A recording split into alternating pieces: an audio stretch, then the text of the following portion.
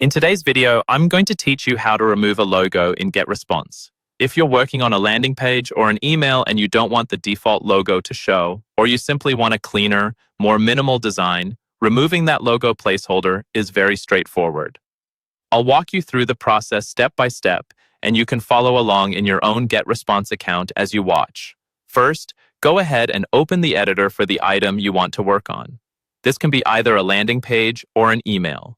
From your Getresponse dashboard, choose the campaign or message you're editing, and then open it in the standard drag-and-drop editor. Give it a second to load so you can see the full layout of your design. Once the editor is open, locate the logo on your canvas.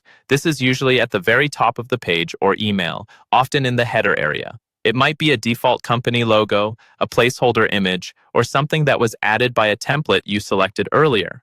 Hover your mouse over that area, and you should see that it's treated as its own image element. Now click directly on the logo image element. When you select it, a small floating toolbar should appear either above or near the image.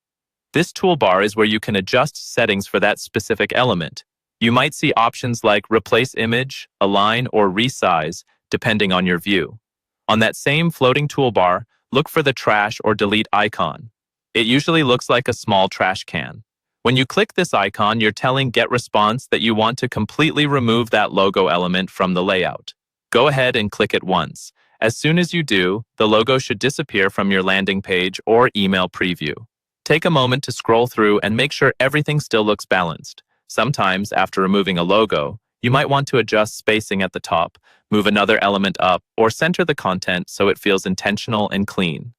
When you're happy with how it looks, remember to save your changes in the editor, and then either publish or schedule your landing page or email as usual. And that's all there is to it.